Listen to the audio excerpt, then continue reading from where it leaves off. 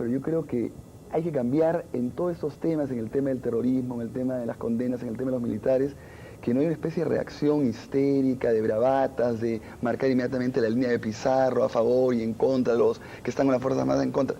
Los que no antipatriotas, Los digamos. antipatriotas, sí, ¿no? Hay que cambiar de discurso y decir, bueno, perfecto, vamos a investigar con todas las garantías de la ley. Si un militar comete un delito, tiene que ser sancionado como un civil, no hay la impunidad.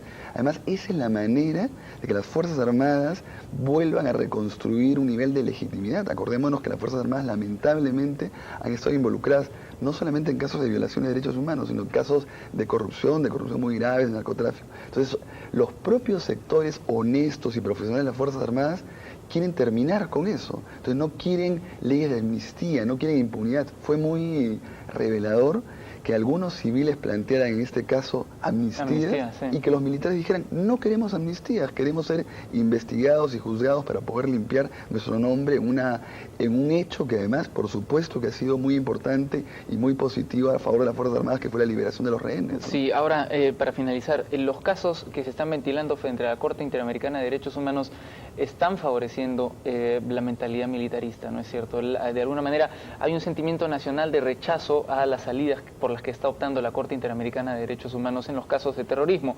Hemos sufrido todos una década de enfrentamiento contra Sendero Luminoso, contra el MRTA, y parece que esa década de sufrimiento no estaría sirviendo de nada frente a las salidas que está optando, por las que está optando la Corte Interamericana de Derechos Humanos.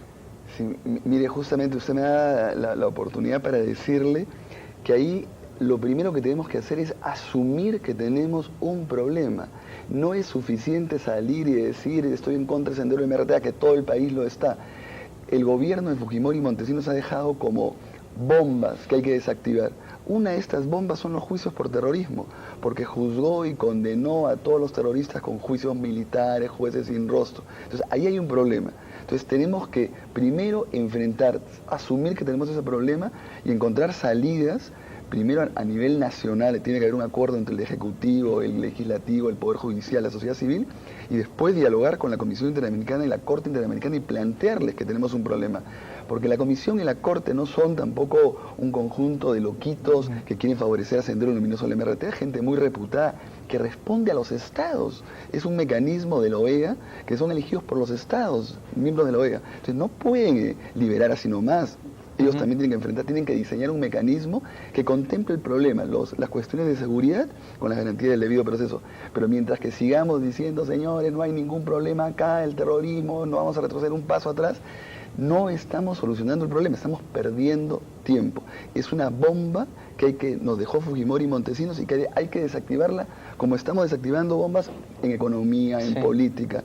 Entonces hay que avanzar en eso y creo que hay soluciones. Ahora, lo que pasa es que aquí el nivel emotivo está presente, ¿no es cierto? Casi todos tenemos alguna víctima conocida de parte del terrorismo, algunos más que otros, pero de alguna manera habría que iniciar por lo que usted está comentando. Es decir, lo que pasa es que uno se encuentra frente a la posibilidad, por ejemplo, de, como se ha dicho, de liberar a Lori Berenson, y evidentemente todos los resortes emotivos, todos los resortes sentimentales se disparan, pero ¿cómo se puede enfrentar fríamente este tema? Es decir, ¿cuál sería el primer paso a asumir?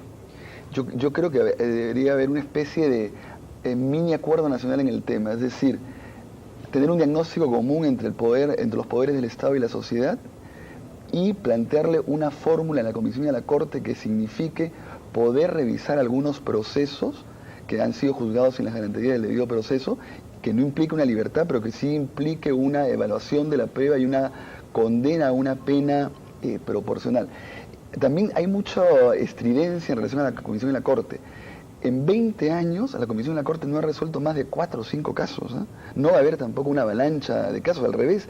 Más bien la crítica a la Comisión y la Corte es, por ejemplo, mientras Fujimori indultó a 513 personas, la Comisión y la Corte no ha visto más de 4 o 5 casos. Entonces, hay también, por ejemplo, se dice, la Comisión Interamericana ha ordenado un nuevo juicio de Lori Berenson. No ha ordenado un nuevo juicio de Lori Berenson. Ha dicho que hay un problema, que la legislación que se le ha aplicado en el nuevo juicio a Lori Berenson tiene problemas y que le recomienda al Estado peruano, en el informe dice que haya una reparación integral, que quiere decir que el Estado peruano tiene que encontrar una fórmula para solucionar el problema de Lori Berenson, al revés, le ha devuelto. y es el propio Estado que decide llevar el caso a una instancia jurisdiccional.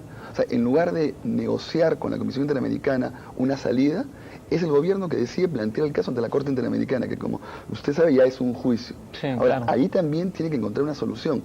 Si el Estado peruano va diciendo, nosotros simplemente hemos sufrido el terrorismo, no nos importa que Lori Benenson haya sido, va a perder el juicio. Lo que tiene que hacer es decir, bueno, ¿cómo hacemos para solucionar estos problemas que ha creado Fujimori? Fujimori creó el problema y la democracia tiene que solucionarlo, porque lo que sí afuera es muy claro que por más que se juzgue a una persona que ha cometido un delito gravísimo, no puede ser juzgado por un tribunal militar sin rostro, con una legislación como la que dio Fujimori en el golpe. Eso los peruanos tenemos que cambiar de mentalidad. Nos guste o no nos guste, nosotros estamos atrasados en eso. Es cierto que Estados Unidos también está cayendo en el mismo esquema. Precisamente el ejemplo que iba a plantear, ¿no es cierto? A partir del 11 de septiembre, Estados Unidos ha dado bastante más de un paso atrás en tema de defensa de los derechos nacionales en relación al terrorismo. Por supuesto, pero y por eso Estados Unidos, siendo la primera potencia del mundo, está enfrentando problemas a nivel de la Unión Europea.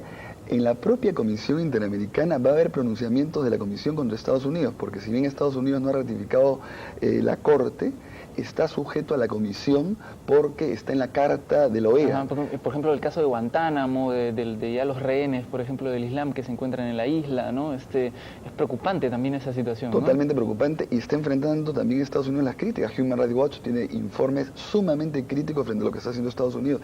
Toda la red de derechos humanos está en contra de Estados Unidos, y aún Estados Unidos, siendo la primera potencia, tiene que conceder y va a tener que retroceder, porque en tema de derechos humanos es parte de la globalización, o sea, es parte de la modernidad. O sea, lo que pasa es que acá durante 10 años nos hemos acostumbrado a poder decir, a mí que me importan los derechos humanos. Sí importan.